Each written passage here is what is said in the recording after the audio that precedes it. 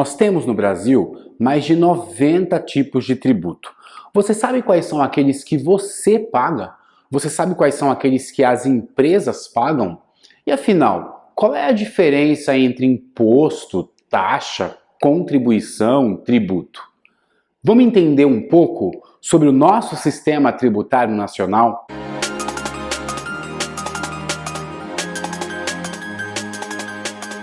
O nosso sistema tributário nacional define como tributo toda a prestação pecuniária compulsória expressa em moeda que não constitua sanção de ato ilícito, instituído em lei e cobrado mediante atividade administrativa plenamente vinculada. Vamos traduzir esse trecho da legislação. Prestação pecuniária compulsória. Você não tem escolha. Todo tributo é uma obrigação de pagar. Expressa em moeda, você deve pagar na moeda corrente nacional, no momento, o real. Que não constitua sanção de ato ilícito, isto é, uma multa, uma fiança, por exemplo, não são tributos. Instituída por lei, não existe tributo que não tenha sido previamente instituído pela legislação. E cobrado mediante atividade administrativa plenamente vinculada. Existem competências para a cobrança de tributos. Somente os órgãos competentes é que podem cobrar os tributos que lhes competem. Os tributos se subdividem em espécies. Essas espécies podem ser os impostos, as taxas, as contribuições e os empréstimos compulsórios. Os impostos são tributos chamados de tributos não vinculados, ou seja, o agente arrecadador não tem nenhuma obrigação específica de onde destinar aquele valor que foi arrecadado. Os impostos, eles podem incidir sobre o consumo, sobre tudo aquilo que a gente compra, por exemplo. Eles podem incidir sobre a renda e sobre o lucro das empresas. E eles também podem incidir sobre o patrimônio, as nossas propriedades.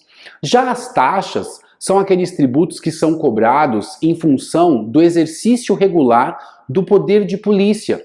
O que é o poder de polícia? É o poder de fiscalização.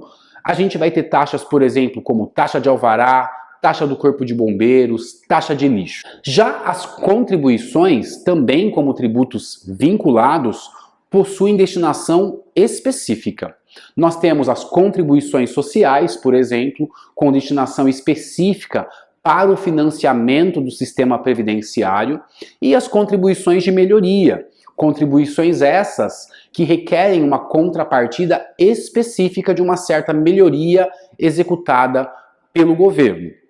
Os empréstimos compulsórios, embora muito menos comuns, podem ser instituídos pela União em algumas situações específicas, como, por exemplo, uma situação de calamidade pública. E quais são os tributos mais comuns?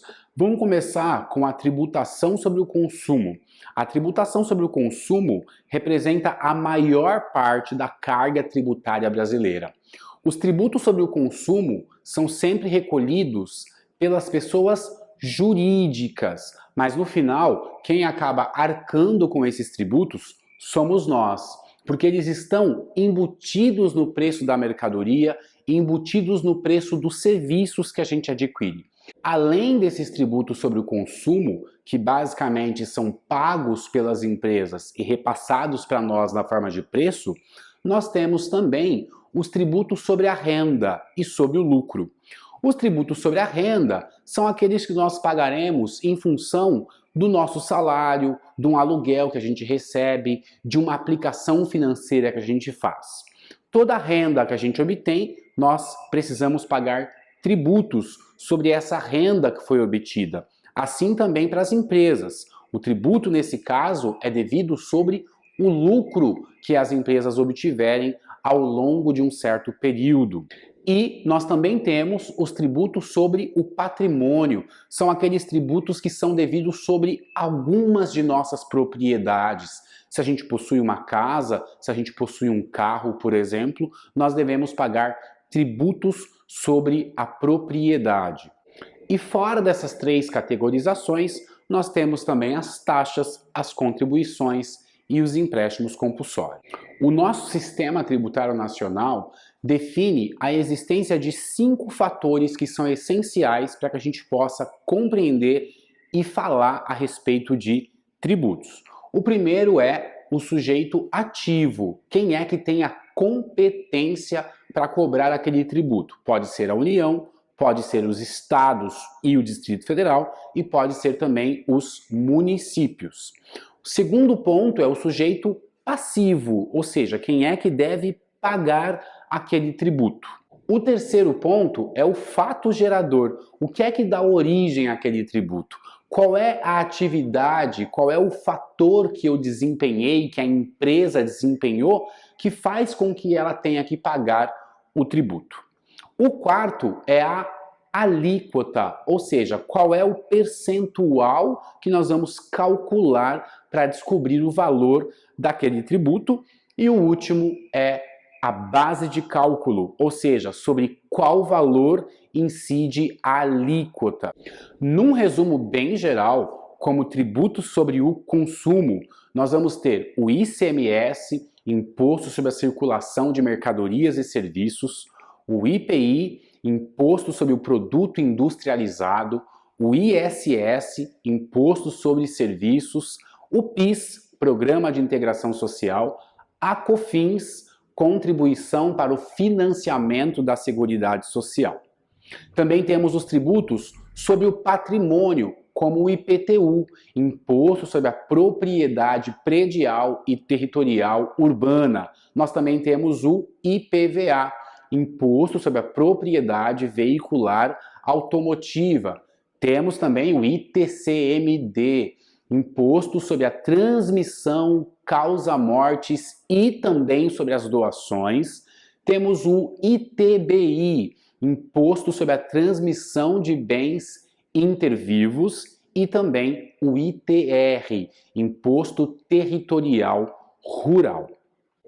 Dos tributos que incidem sobre a renda e o lucro, nós temos o imposto de renda da pessoa física, o imposto de renda da pessoa jurídica e a contribuição social sobre o lucro líquido.